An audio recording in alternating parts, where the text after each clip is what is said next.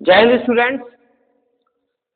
आशा करता हूँ आप सभी अच्छे होंगे, स्वस्थ होंगे और आप अपने बोर्ड एग्जाम आ रहे हैं तो अपनी पढ़ाई पे पूरा अपना ध्यान दे रहे होंगे। ठीक है, साथ ही साथ अपना सर्दी है तो अपना फिजिकल एक्सरसाइज ही करते रहिए, जिसकी फिजिकल भी टफ रहोगे तो कोशिश करें कि शरीर को इतना मजबूत कर दें कि किसी प्रकार की बीमारी आपको छू ना पाए। और एग्जाम भी आ रहे हैं तो उससे आपका मन भी शांत होकर आपके पढ़ाई में लगेगा। ठीक है, तो जैसे हमारा ये सेकंड प्रैक्टिस सेट रहेगा, इसमें बेटा मैं देखो क्लियर कराता हूँ। एक एक नंबर के क्वेश्चन तो बहुत 20 क्वेश्चन कौन कराए, काफ़ी लेंथी हो जाए, कोशिश करूँगा वो अगर आप मेरे से जुड़ेंगे तो वो भी करते जाएंगे।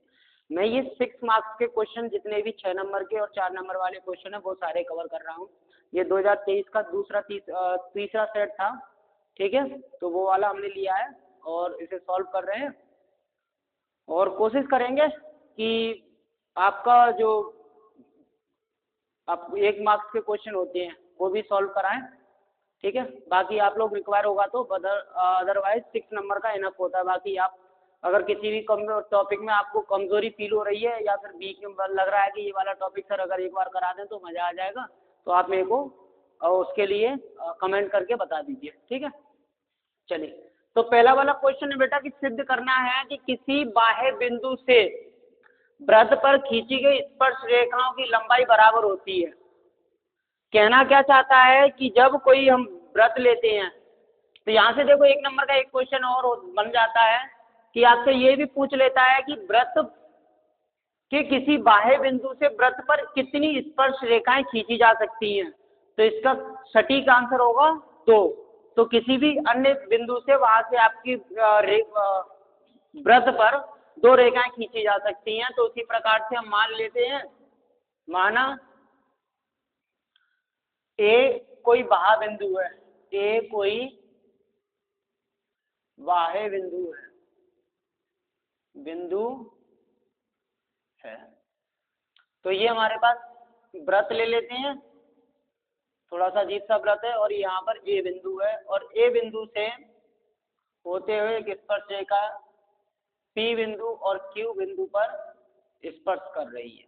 ठीक है, पी बिंदु और क्यू बिंदु पर स्पर्श कर रही है, ये पी और ये क्यू, ये यहाँ पर इसका सेंटर होगा तो ये इसकी त्रिज्या हो जाएगी, इसे हम ओ बोलेंगे।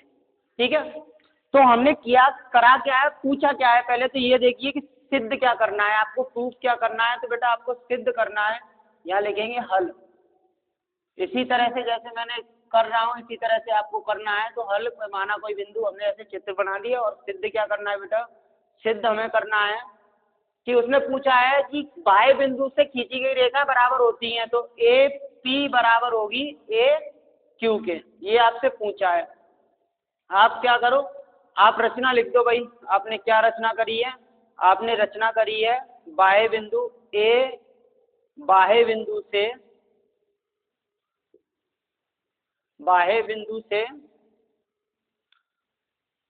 एपी और ए क्यू स्पर्श रेखाएं खींची है, स्पर्श रेखाएं खींची है। ठीक है भाई, उत्पत्ति पे कैसे जाओगे, अब उत्पत्ति लिख दो। उत्पत्ति क्या करोगे बेटा, कैसे प्रूव करना है, तो यहाँ से आप ऐसे करो कि आप इसे 2 त्रिभुजा मान लो। 2 त्रिभुजा मान लोगे तो आप यहाँ पे एक रेखा बना लोगे, जिससे आप पूरी तरह रेखा बना दोगे। ये रेखा आपका ओ ए, तो यहाँ पे त्रिभुज आपको दिख रहा है O P O, A P O एक त्रिभुज हो जाएगा और त्रिभुज ए क्यू ओ, ए क्यू ओ, 2 त्रिभुज दिख रहे हैं भाई। अब यहाँ से मैं करूंगा क्या कि मैं दोनों त्रिभुजों को अगर मैं क्या सर्वांग सम कर देता हूं, तो जब सर्वांग सम करोगे तो आपको ये पता चलता है कि सर्वांग सम करने पर कि किसी भी त्रिभुज की जब सर्वांग सम होगा तो उसकी प्रत्येक साइड और प्रत्येक कोण क्या होंगे, संगत कोण और संगत भुजा कैसी होंगी, बराबर होंगी। ये समझ में आता है। तो सर यही करते हैं, पहले हम सर्वांग सम करेंगे। तो सर्वांग सम करने के लिए आप हमने 2 त्रिभुज लिए और त्रिभुज में आपको दिख रहा है बेटा कि ए ओ, ये वाली ए ओ और त्रिभुज AO के लिए क्या है, उभयनिष्ठ है। समझ पा रहे हो ना कि AO हमारे दोनों त्रिभुजों के लिए उभयनिष्ठ है। अब मेरे को ये बताओ कि स्पर्श रेखा पर केंद्र से कोई बिंदु रेखा खींची जाती है तो वो क्या होती है, लंब होती है। तो आप ये बोलोगे कि सर ये लंब होगा, बोलोगे ना, तो आप बोलोगे सर AQO बराबर APO क्या होंगे, ये समकोण होंगे। अब समकोण ये बताने की जरूरत है नहीं कि केंद्र से जीवा पर डाला गया रेखा लंब होता है, ठीक है। तो ये हमारे पास क्या हो गया भाई कि एक भुजा उभयनिष्ठ है, एक कोण हमारे पास बराबर है। तब आप देखोगे कि ये हमारे पास क्या है, त्रिज्या। आप बोलोगे सर हाँ सर OP और OQ क्या है, त्रिज्या है। तो ये जब त्रिज्या है तो वृत्त की त्रिज्या है तो ये बराबर होंगी कि नहीं होगी, आप बोलोगे हाँ सर ये बराबर होंगी।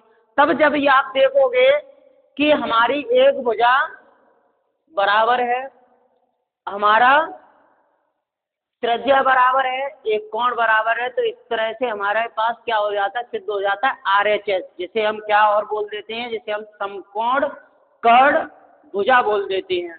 क्या बोलते हैं, समकोण कर्ण भुजा। तो इस तरह से आप बोल सकते हो कि त्रिभुज APO सर्वांगसम होगा त्रिभुज AQO के किससे, जैसे आप RHS लिख सकते हैं, या फिर राइट एंगल हाइपोटेनियस साइड समकोण कर्ण भुजा, ठीक है। इससे कर दोगे ये क्या हो गया, सर्वांगसम हो गया। जब सर्वांगसम हो गया तो हम ये कह सकते हैं कि दो त्रिभुज जब सर्वांगसम होते हैं तो उसकी संगत भुजा संगत कोण बराबर होंगे, तो आपका सिद्ध हो जाता है। This is the proof that इति सिद्धम AP बराबर है AQ के, ठीक है भाई। ये 6 नंबर का आपको इस तरह से लिखते हो, आपको 6 नंबर पूरा मिलेगा। हैंडराइटिंग सुधार लो जिनकी अभी भी गंदी है, ठीक है। बोर्ड लिखने जाना है तो अगर नंबर चाहिए कि आपको क्वेश्चन चाहिए और वो नंबर कट जाए तो वो उससे कोई फायदा नहीं होगा, ठीक है भाई। वीडियो पॉज करके पूरा सॉल्यूशन लिख लेना और अभी इरेज करके सेकंड क्वेश्चन पे चलते हैं। चलिए, कोई भी समस्या हो, दुख पीड़ा किसी भी प्रकार की, आप कमेंट कर दें या फिर लास्ट में नंबर छोड़ दूंगा तो आप मेरे को व्हाट्सअप करके बता दीजिएगा। अगला क्वेश्चन है कि 2 अंक हैं भाई, 2 अंकों की एक संख्या है और उनका योगफल 9 है। 2 अंकों की एक संख्या है तो अंकों की संख्या को मान लें x y, उनका योग x प्लस y का योग 9 हो जाएगा। इस संख्या का 9 गुना, संख्या कैसे बनाएंगे, 10x प्लस के y 9 गुना संख्या को पलट दें, उसके अंक इकाई का अंक और दहाई का अंक अल्टरनेट कर दें तो वो 2 गुना हो जाता है। तब संख्या ज्ञात करना है। किस तरह से करेंगे, दूसरे वाले का सॉल्यूशन, क्वेश्चन नंबर 2। तो क्वेश्चन नंबर 2 का सॉल्यूशन आप लिखेंगे, माना संख्या का इकाई आप x मान लो और दहाई आप y मान लो।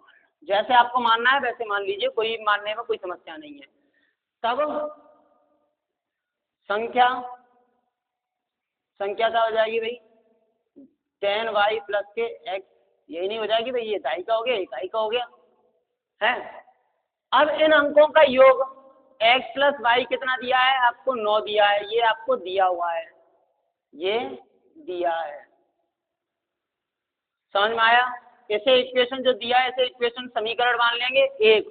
अब समीकरण 1 मान लेंगे और इसके बाद हम क्वेश्चन को पढ़ेंगे कि इस संख्या का 9 गुना, इन संख्याओं के पलटने से संख्या क्या पलटेंगे भाई, इकाई और दहाई का अंक पलटेंगे। जो इकाई है उसे दहाई कर देंगे, जो दहाई है इकाई कर देंगे। पलटने से संख्या का 2 गुना हो जाता है। संख्या ज्ञात कीजिए।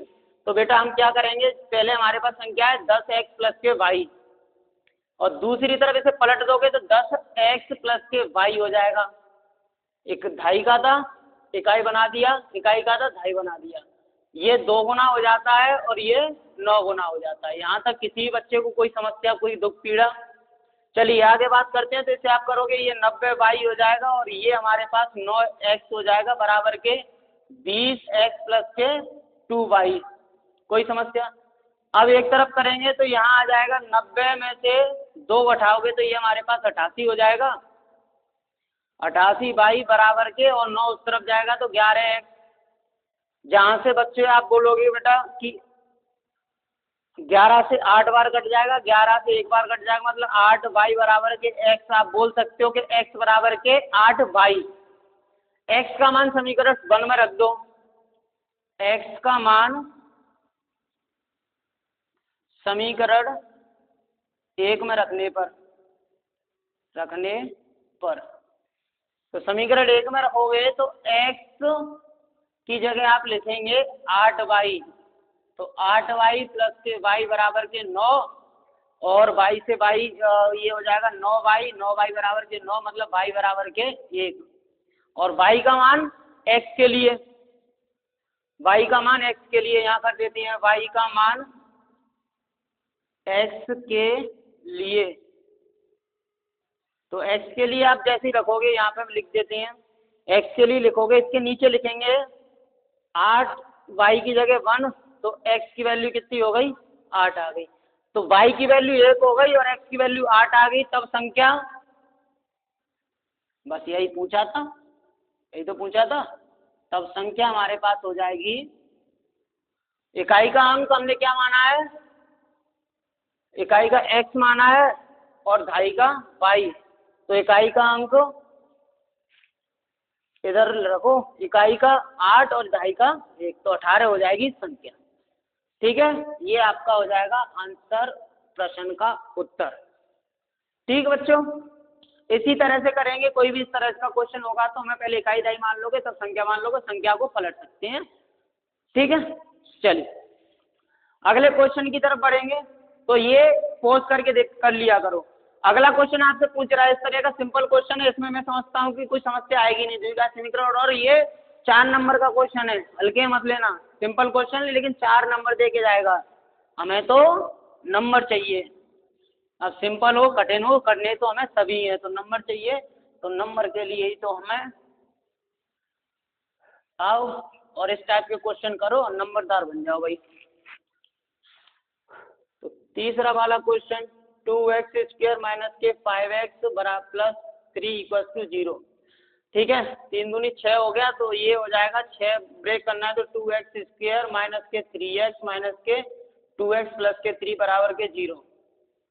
3 दूनी 6 हो जाएगा और जोड़ोगे तो 5 हो जाएगा। यहाँ से आप कॉमन ले लो, तो कॉमन क्या ले लोगे? अच्छा ऐसे ऐसे कर लो ना, ऐसे 2 इधर लिख दो, 3 इधर लिख लो और आसान हो जाएगा।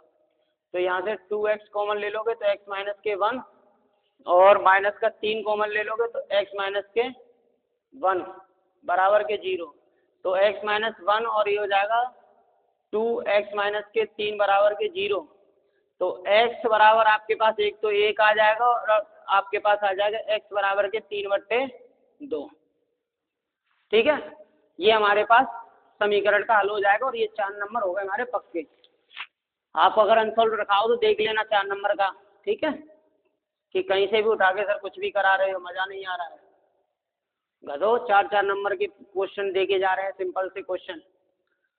अब देखो यहाँ से यदि एक बगीचे का परिमाप, तो परिमाप वही क्या होता है, 2 गुणे ब्रैकेट में लंबाई प्लस चौड़ाई की वैल्यू 120 दी है, क्षेत्रफल लंबाई गुणा चौड़ाई 800 मीटर दिया है, मीटर स्क्वायर होगा यहाँ पर, मीटर स्क्वायर है, तो उसकी लंबाई और चौड़ाई ज्ञात करिए यदि लंबाई और चौड़ाई 2 गुनी है। ठीक है, तो इस तरह का क्वेश्चन कहाँ से स्टार्ट कर दो, पीछे से लिख दो भाई, लंबाई और चौड़ाई मान लेते हैं। क्वेश्चन नंबर 4, माना लंबाई x मीटर है, तब चौड़ाई कितनी हो जाएगी? चौड़ाई क्या बोला है, लंबाई चौड़ाई की 2 गुनी है, तो चौड़ाई को x मानो भाई, चौड़ाई की 2 गुनी है तो x मीटर ऐसे मानो चौड़ाई को, और लंबाई हो जाएगी 2x। जब 2x और लंबाई चौड़ाई आपको पता चल गई तो आप क्या करोगे, परिमाप दिया है दिया है परिमाप कितना है 120 मीटर है। तो परिमाप क्या होता है 2 गुणे में लंबाई, लंबाई हमारे पास कितनी है 2x है और चौड़ाई है x बराबर के 120 मीटर।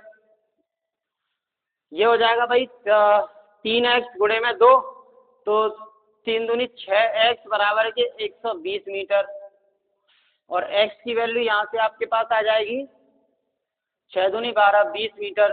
तो x की वैल्यू 20 मीटर आ गई। तब लंबाई हमने मानी थी 2x तो 2 गुणे में 20 40 मीटर हो जाएगी और चौड़ाई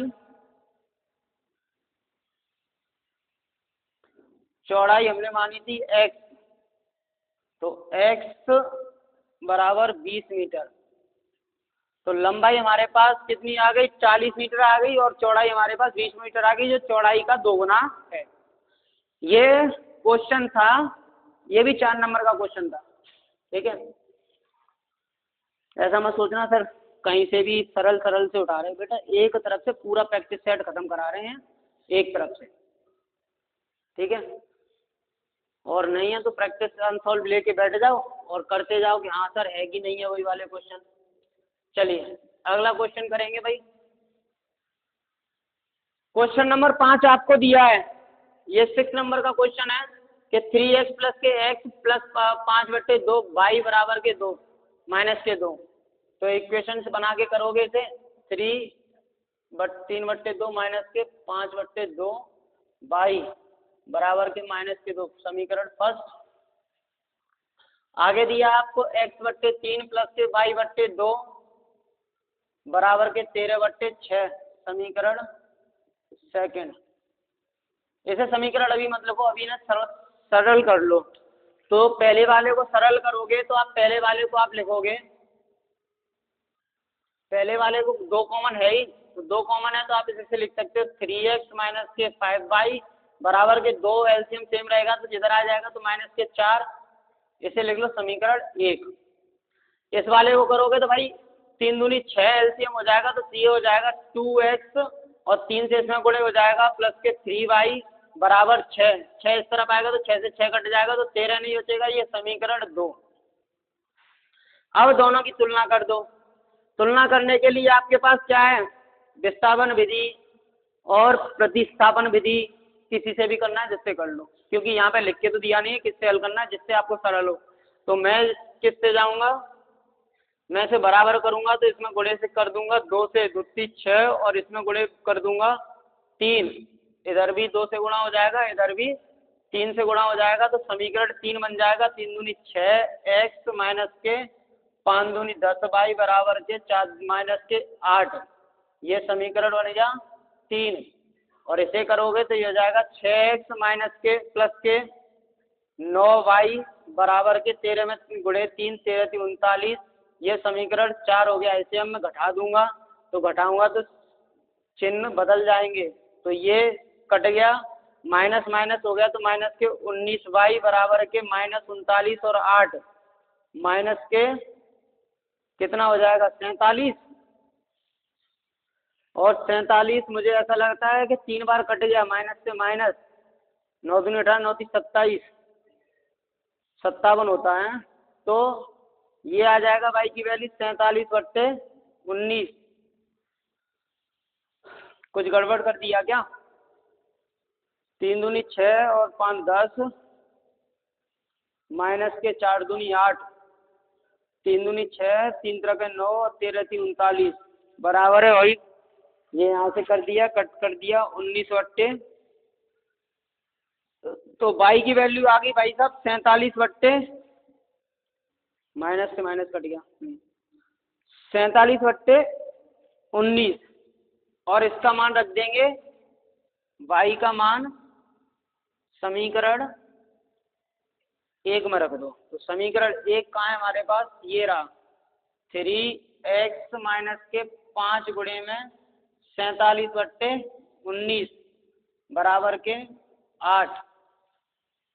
ये उस तरफ जाएगा, यहाँ पे सॉल्व कर देते हैं। ये उस तरफ जाएगा तो ये हो जाएगा 3x बराबर के माइनस के 8 प्लस का हो जाएगा 47 पंजे कर दो तो 5 सत्ते 35, हाँ 16 की 3, 5 चौक 20, 20 और 3 23 बट्टे 19, 19 के गुणे कर दो तो 19 अट्टे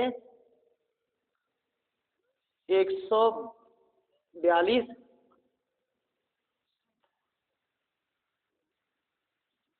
152 माइनस के हो जाएंगे प्लस के 235 बट्टे में 19, तो 3x बराबर के इसमें से घटा दो भाई, तो प्लस के बचेंगे 3 और 13 में से 5 गए तो 8 और 2 में से 1 गया तो 1, अच्छा ये उस तरफ 1 में से 1 0, 83 बचेगा ना, ठीक है 83 बट्टे 19 और 3 से भाग दे देंगे तो 19 या 57, तो 83 बट्टे 57, तो x और y की वैल्यू ये आ जाएंगी, x की वैल्यू 47 बट्टे 19 और 83 बट्टे 57। ठीक है भाई मित्रों, तो यहाँ तक हमारी समस्याएं खत्म हो चुकी हैं। आगे वाली एपी की एक समस्या है कि प्रथम पद 51 है, मतलब एस एन क्या होता है, एस एन बराबर के n बट्टे 2 ब्रैकेट 2a प्लस के n माइनस 1 इंटू डी, इनका योग जिसके दूसरे और तीसरे क्रमशः पद 14 और 18 हैं। चलो आओ करते हैं इसकी समस्या को खत्म। बड़े दुख पीड़ा लेके बैठे हुए हैं, लेकिन एक मंत्र हम बताएं कि बेटा जब जो किया अब तक कोई फर्क नहीं पड़ता है, फर्क पड़ता है कि आज से और पेपर तक तुम लोगों ने क्या किया है, वो आपके मार्क्स तय करेंगे आप क्या करोगे। तो भाई दूसरे पद को मैं ऐसे नहीं लिख सकता हूँ, a प्लस के डी बराबर का 14 समीकरण फर्स्ट, और तीसरे पद को आप लिखोगे, आप बोलोगे सर a प्लस के 2d बराबर का 18। कोई समस्या, आप यहाँ से a और d की वैल्यू निकाल लोगे, हाँ बेटा वही निकाल लेंगे, तो इसे माइनस कर दो, माइनस कर दिया तो ये कैंसिल आउट हो गया, यहाँ से बचेगा माइनस के d और यहाँ से बचेगा माइनस के 4, d से d की वैल्यू आ गई 4 और d का मान समीकरण फर्स्ट में, d का मान समीकरण फर्स्ट में रखने पर तो d की वैल्यू वहाँ पे रखोगे तो वहाँ 4 और जो a की वैल्यू मेरे पास आ जाएगी 10। अब एस एन क्या होता है, तो एस एन मेरे मित्र ये नहीं होता है कि n बट्टे 2 2a प्लस में n माइनस 1 इंटू डी, बोलो हाँ यहाँ सर यही होता है। तो एस एन की वैल्यू कितनी पूछा है 51, 51 तो 51 बट्टे 2, 2a की वैल्यू 10 है तो ये हो गया 20 प्लस n की वैल्यू 51, 51 में से घटाएगा तो कितना आएगा 50, d की वैल्यू 4 रख दो,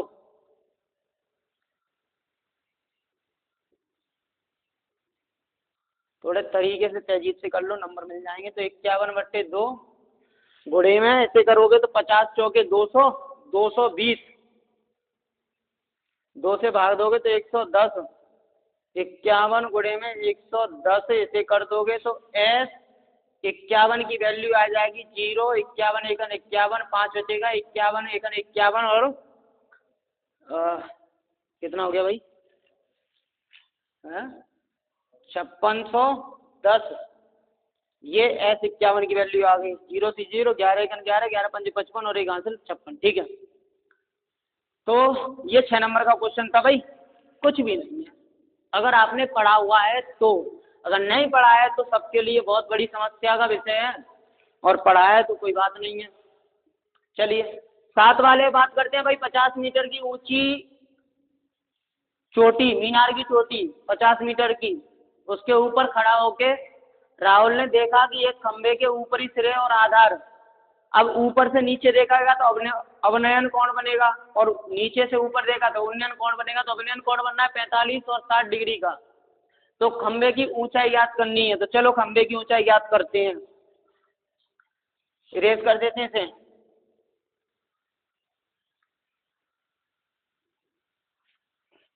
मित्र खड़े होके देखिए समय क्या हो रहा है। तो बेटा 7 वाला क्वेश्चन, तो इसमें हमें दिया है 50 मीटर ऊंची मीनार है, ये बना दी हमने मीनार, जिसकी ऊंचाई है 50 मीटर। अब यहाँ से आप इसे थोड़ा सा और ऐसे लगे कि ये 50 मीटर की है, थोड़ा सा दिखना तो चाहिए। अब इसने दूसरी बोला है कि इसके खंबे से एक खंबे के ऊपरी सिरे, इधर खंबा ले लिया और यहाँ का इसका आधार मान लिया, ये इसका काल्पनिक आधार हो गया। तो यहाँ से ये वाली दूरी इसकी x दूरी मान लेते हैं और ये खंबे के।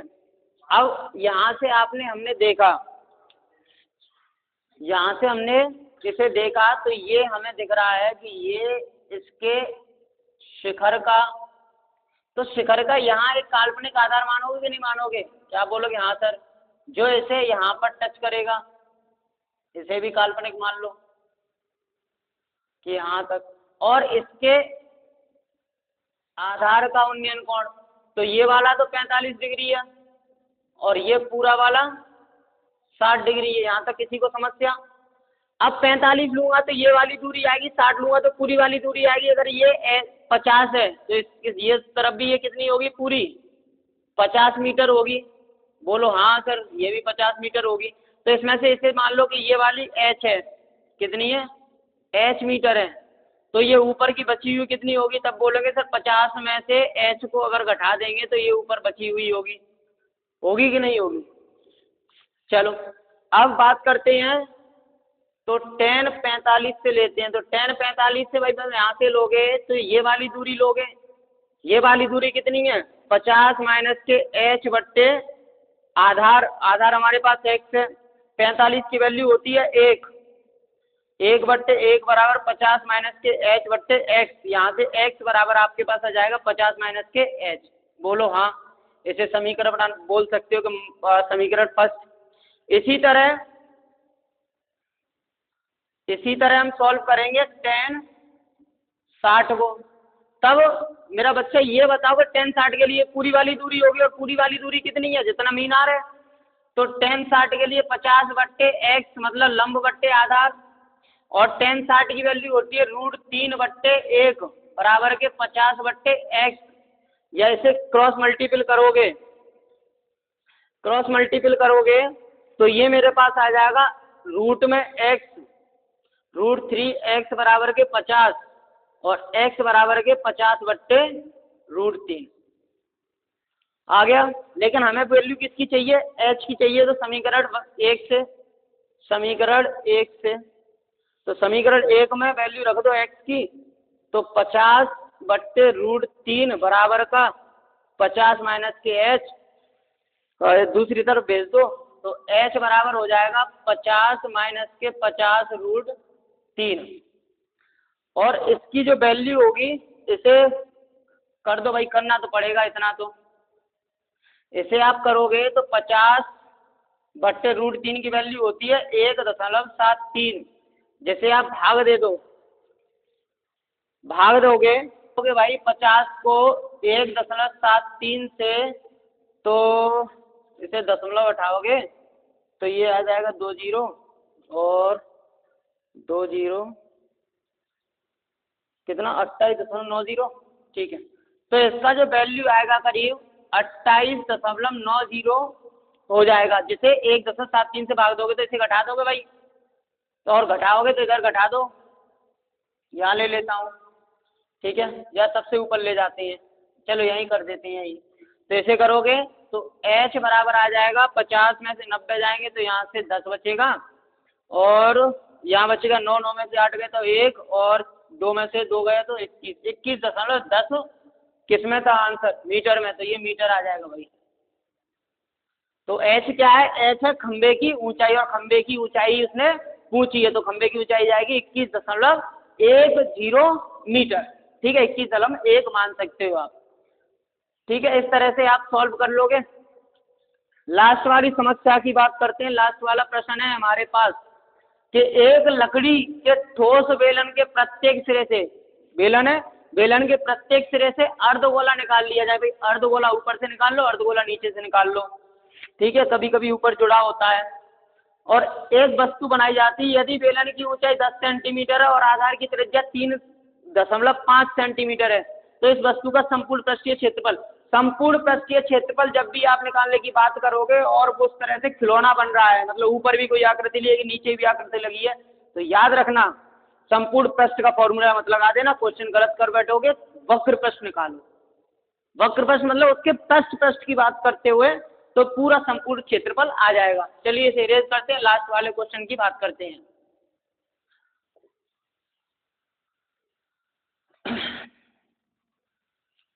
थोड़ा सा पानी पी लिया जाए।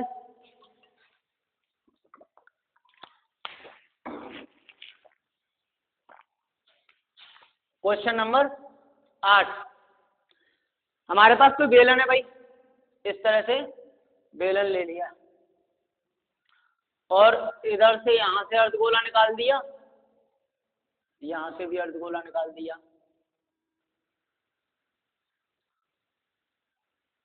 यहाँ रेडियस होगी और आर की वैल्यू आपको दी है 3.5 सेंटीमीटर और यहाँ पे भी रेडियस, तो इसकी भी दोनों तरफ आधार ही बराबर होगा ना।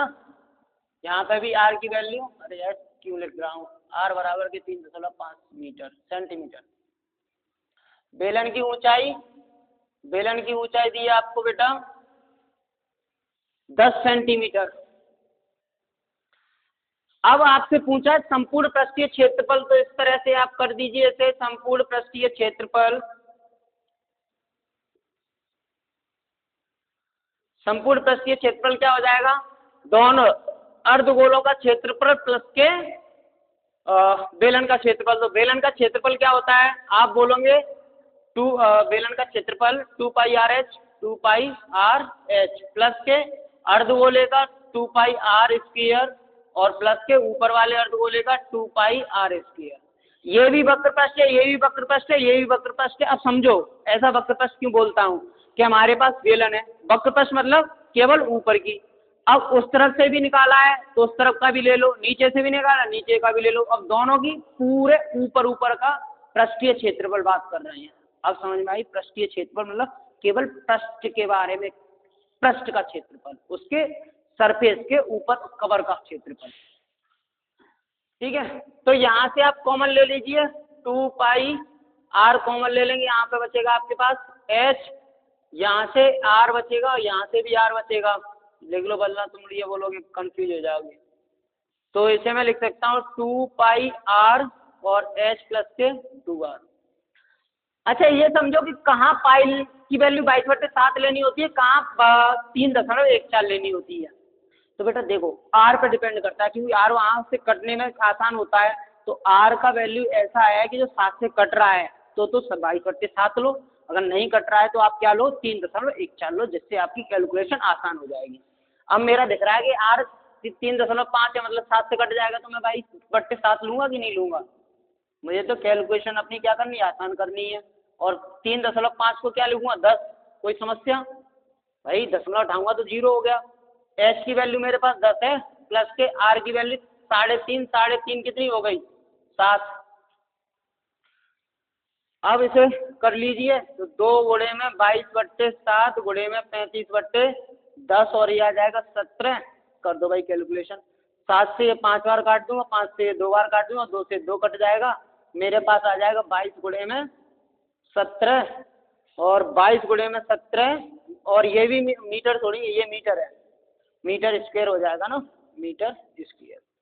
तो 17 दूनी 34, 8 लागे 3, 17 दूनी 34, 35 36, 364 मीटर स्क्वायर इसका संपूर्ण पृष्ठीय क्षेत्रफल आ जाएगा। क्या 17 दूनी 34, 3 आएगा, 17 दूनी 34, 7 आ जाएगा ना, 374। ठीक है, संपूर्ण पृष्ठीय क्षेत्रफल, संपूर्ण पृष्ठीय क्षेत्रफल।